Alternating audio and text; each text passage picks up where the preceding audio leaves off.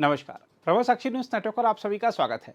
TCS ने हाल ही में अपने वैश्विक कार्यबल में लगभग 2% यानी करीब 12,000 से 12,261 कर्मचारी निकालने की घोषणा की है, जो मध्य और वरिष्ठ स्तर के कर्मचारियों को अधिक प्रभावित करेंगे।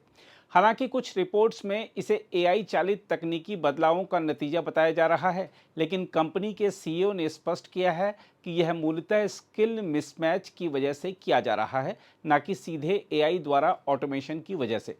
हम आपको बता दें कि टीसीएस के सीईओ ने कहा है कि यह एआई की वजह से नहीं है, बल्कि यह कर्मचारी की स्किल्स और कंपनी की डिमांड के बीच असंगति की वजह से है।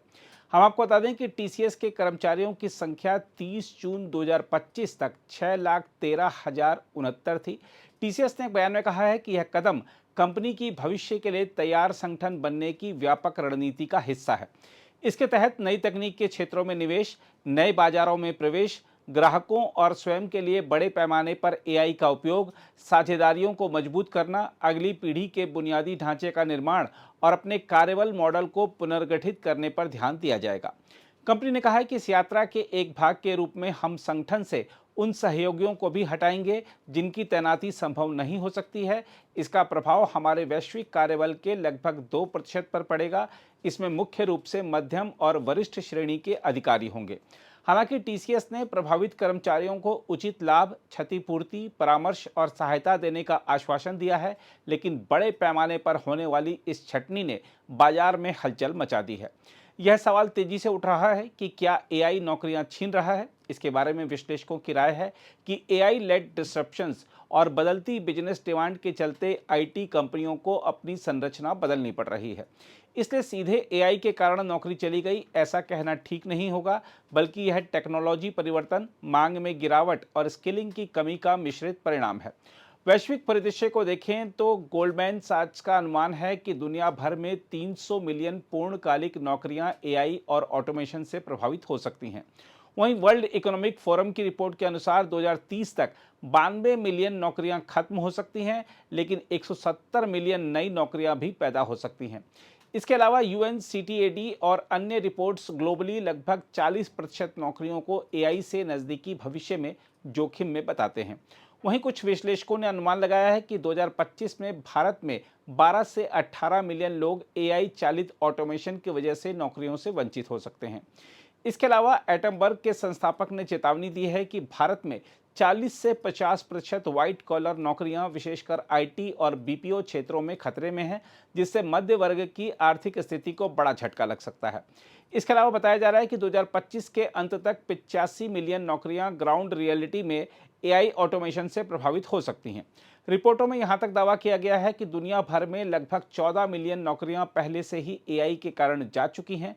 रिपोर्टें यह भी बताती हैं कि भारत के स्टार्टअप क्षेत्र में सिर्फ शुरुआती 5 महीनों में 3600 प्लस कर्मचारियों की बर्खास्तगी हुई है, जिसमें एआई की वजह से कॉस्ट कटिंग की भूमिका भी रही है।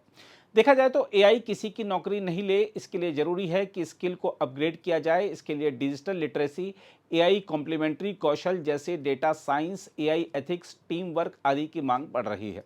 देखा जाए तो जरूरत इस बात की भी है कि कंपनियों को स्किल मैपिंग के अलावा संचालन मॉडल को तकनीकी रूप से सशक्त करना चाहिए। हम आपको यह भी बता दें कि एक हालिया सर्वेक्षण से पता चला है कि अमेरिका में बड़ी संख्या में कर्मचारी अपनी दैनिक कार्यप्रणाली में एआई को शामिल कर रहे हैं और इसके बारे में अपने बॉस को सूचित नहीं कर रहे हैं। गुस्टो द्वारा विभिन्न उद्योगों के 1000 अमेरिकी कर्मचारियों पर किए गए सर्वेक्षण में सामने आया है कि 80% कर्मचारी कार्यस्थल पर एआई का उपयोग कर रहे हैं, जिनमें से 36% इसे अपनी नौकरी के लिए अनिवार्य मानते हैं। सर्वे के मुताबिक 45% कर्मचारियों ने प्रबंधकों को बताए बिना एआई का उपयोग किया, खासतौर पर जेन जेड और तकनीकी क्षेत्र के कर्मचारियों ने। 66% कर्मचारी स्वयं एआई टूल्स के लिए भुगतान कर रहे हैं, जो बताता है कि कार्यबल में तकनीक का उपयोग जमीनी स्तर पर बढ़ रहा है। सर्वे के मुताबिक हर 4 में से एक कर्मचारी ने स्वीकार किया कि उन्होंने भर्ती प्रक्रिया के दौरान एआई कौशल को बढ़ा चढ़ाकर प्रस्तुत किया, मगर अधिकांश ने नौकरी मिलने के बाद ये कौशल सीखे। यह प्रवृत्ति बताती है कि एआई लिटरेट दिखने का दबाव तेजी से बढ़ रहा है, जबकि औपचारिक प्रशिक्षण तक पहुंच सीमित है। सर्वे के मुताबिक केवल 32% कर्मचारी ही खुलकर बताते हैं कि वे एआई का उपयोग कर रहे हैं, जबकि बाकी इसे छिपाते हैं। सर्वे के मुताबिक लगभग 24% कर्मचारियों को लगता है कि कंपनियां एआई से आर्थिक लाभ ले रही हैं, जबकि वे खुद लाभान्वित नहीं हो रहे। जहां तक भारतीय आईटी क्षेत्र की चुनौतियां हैं, तो बता दें कि भारतीय आईटी कंपनियों का हालिया तिमाही प्रदर्शन उम्मीद से कम रहा है। उनके राजस्व और लाभप्रदता में गिरावट आई है, कर्मचारी उपयोग दर घट गई है, ऑर्डर बुक में बढ़ोतरी के बावजूद क्लाइंट भुगतान टाल रहे हैं। नास्कॉम के अनुसार आईटी, बीपीएम और आरएनडी सेवाओं में 54 लाख पेशेवर कार्यरत हैं। इनमें से 80% को 2030 तक डिजिटल रूप से सक्षम बनाना होगा। हम आपको यह भी बता दें कि एंथ्रोपिक सीईओ डेरियो अमोडेई ने चेतावनी दी है कि आने वाले 1 से 1.5 वर्षों में व्हाइट कॉलर नौकरियों में 20% तक कमी हो सकती है। मेटा, माइक्रोसॉफ्ट, सेल्सफोर्स जैसी कंपनियां पहले से ही कोडिंग और अन्य कार्यों में एआई का उपयोग बढ़ा रही हैं। अमेजन ने 30,000 सॉफ्टवेयर एप्लीकेशनों को अपग्रेड करने के लिए एआई का उपयोग किया। इस काम में मानव डेवलपर्स को 1 वर्ष लगता, यह काम एआई ने 6 महीने में पूरा कर दिया, जिससे कंपनी को $250 मिलियन की बचत हुई। इसके अलावा माइक्रोसॉफ्ट का 20 से 30% कोड और मेटा का लगभग 50% कोड एआई द्वारा जनरेट किया जा रहा है। सवाल उठता है कि क्या एआई सचमुच नौकरियां खत्म कर देगा? इस पर विशेषज्ञों के बीच मतभेद हैं। जैसे कई भूमिकाएं पूरी तरह समाप्त नहीं होंगी, बल्कि बदल जाएंगी। दोहराव वाले कार्य एआई करेगा और कर्मचारी अधिक रचनात्मक या रणनीतिक कार्य कर पाएंगे। डॉक्टर, वकील या शिक्षक जैसे पेशों में एआई सहायक के रूप में कार्य करेगा, ना कि प्रतिस्थापन के रूप में। हम आपको यह बता दें कि मेटा के चीफ एआई साइंटिस्ट यान लेकन के अनुसार एआई अधिकतर कार्यों का केवल एक हिस्सा ही कर सकता है, वह भी पूरी तरह परिपूर्ण नहीं। मानव श्रमिकों का सीधा प्रतिस्थापन संभव नहीं है। अब आगे का रास्ता क्या होगा? इसके जवाब में कहा जा सकता है कि कंपनियों और सरकारों को एआई प्रशिक्षण, पुनः कौशल और पारदर्शिता पर काम करना होगा। नया सामाजिक अनुबंध तैयार करना होगा ताकि केवल बड़ी टेक कंपनियां ही लाभ ना उठाएं, बल्कि श्रमिकों को भी अवसर मिलें।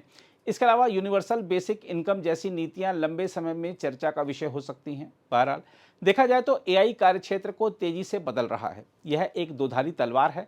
जो कर्मचारी नए कौशल सीखेंगे और एआई को अपनाएंगे, उनके लिए नए अवसर हैं। जो कौशल विकास में पीछे रहेंगे, वे नौकरी खोने के जोखिम में होंगे। भारतीय आईटी क्षेत्र में टीसीएस जैसी छटनियां बताती हैं कि कौशल अंतराल बड़ी चुनौती है। 2030 तक 80% कार्यबल को डिजिटल रूप से सक्षम बनाना जरूरी है। एआई के दौर में नौकरी सुरक्षित रखने का एक ही मंत्र है: सतत सीखें, बदलते कौशल को अपनाएं और एआई को सहयोगी बनाएं, प्रतिस्पर्धी नहीं। अगर आप भी लेना चाहते हैं देश दुनिया की तमाम जानकारी, तो आज ही सब्सक्राइब करें हमारे चैनल को। साथ ही नीचे दिए बेल आइकन को जरूर दबाएं ताकि हर अपडेट आप तक पहुंच सके।